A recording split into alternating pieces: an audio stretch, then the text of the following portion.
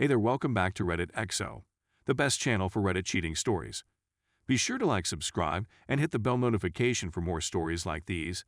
You cheat with the guy I hate the most. I can play that too. So I went to use my wife's phone, and she had Facebook up, and she was talking to this person with whom I used to be close friends. A little history on the guy.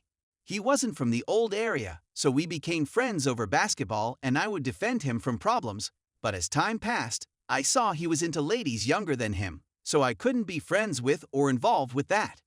We got into a fight, he had to have his jaw wired shut, and that was the last of him. So my ex-wife was chatting to him, and since she is a little naive, she didn't realize he was flirting with her. He suggested they meet for coffee on Wednesday and she accepted. At the time, she and I were going through a hard stretch. We married at a young age of 19, but I felt she was the one for me, and we've had 3 children since then. I phoned my supervisor and explained that I need Wednesday off due to family circumstances, and he says it's all right. They decided to meet at Starbucks after I read her texts again. So, when it was time for them to meet, I pretended to leave to work but waited outside a block away, saw he picked her up, and went to a downtown Starbucks. I follow them there and remain in the vehicle. At the same time, I'm messaging all of my pals, telling them that the old me has returned and explaining what's going on. 2 of my friends are attorneys, and they gladly assisted me in drafting a separation agreement and initiating divorce proceedings. I track the bits out of Starbucks and discover that they are heading to his residence. Now I simply park and wait 2 minutes before knocking on the door. So when I knock on the door, I hide down so they can't see me through the peephole. Then when I hear the door open up, I hide down again. I storm in, and he stares at me as if he's seen a ghost.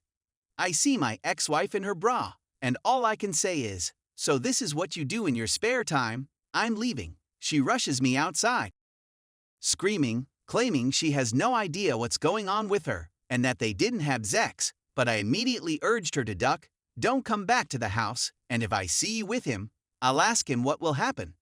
As I'm leaving, he tosses her out, and I can see he's afraid. To be honest, I've done some horrible things in the past, but he knows who I am, what I've done, and what I'm capable of. I go to her Facebook page and see a message from him that says, "Keep the duck away from me." She attempts to return inside the home, and I warn her that if she goes any farther into the house, I would tell her whole family what she did. She comes out screaming, begging for her belongings, and I simply dumped that rubbish outside and ordered her to go away. One of my friends, who happens to be a policeman, came to my home and said the piece of trash filed a restraining order against me and my wife, requiring us to remain 100 feet away from him. He understood what was going on and told me how certain words got to some individuals, how the piece of trash had a ducked-up fetish, and how he happened to be dropped off in the old area after he filed the restraining orders. I told him I wanted a restraining order against my wife until we divorced. Soon after, I informed the kids that we won't be seeing mom for a while, and I phoned her from an app, telling her that she can explain herself to the kids and that she can have the kids on the weekend as long as she stays away from me. I cut her off before she starts the entire "I'm sorry, forgive me" nonsense. As we go through the divorce, we had to go through an online course for the kids, which was the most stupid $20 I've ever spent.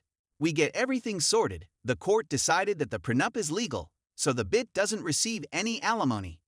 We sell the home and share the proceeds 50/50. I used half of my money to acquire a great loft and still had enough money to get a new automobile. We're in court now, and the judge asks, "Do you guys really have everything settled?" I'm happy to say yes, but she bursts out crying again, saying she's not this and that, and as a result, we had to go to child support, where kids have to say where they want to live.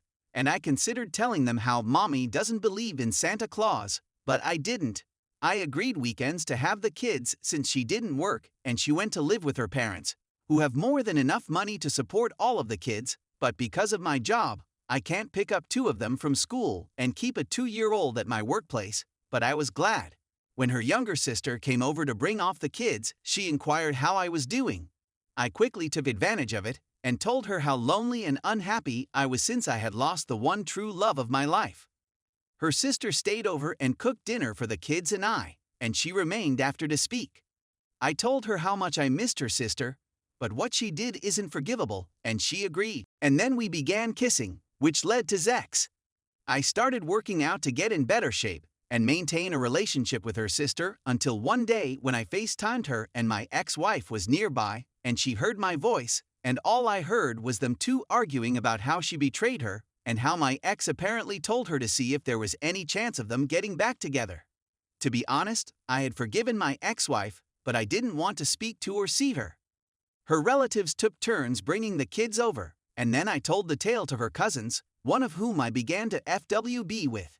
My ex-wife then came over once, but I ordered her to wait outside since she is not permitted inside. She attempted to explain that she had gone to counseling and that she was a new person who simply wanted a chance. I forgave her, but she began to irritate me since I was over her. I accidentally mentioned how I slept with her cousin, which caused her to scream, so I sent her outside to cry.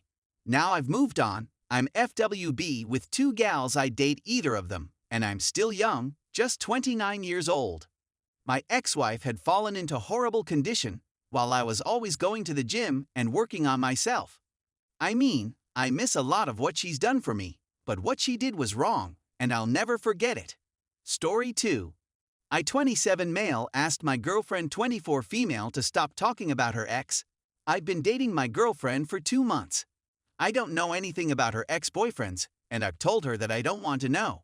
All I want to know is how they harmed her so that I don't do the same. For me, it's strange because on most of the dates we've gone on, she'll just randomly remark something about one of them. For example, we were strolling by a football game when she said that my ex used to play for a football team. Or another time she claimed that if I went to be with her, I wouldn't be able to play for this particular squad since her ex was a member of it. Another day, we walked by an apartment complex and she added, "See up there, that's where my other ex lives. I used to live with him there for 6 months.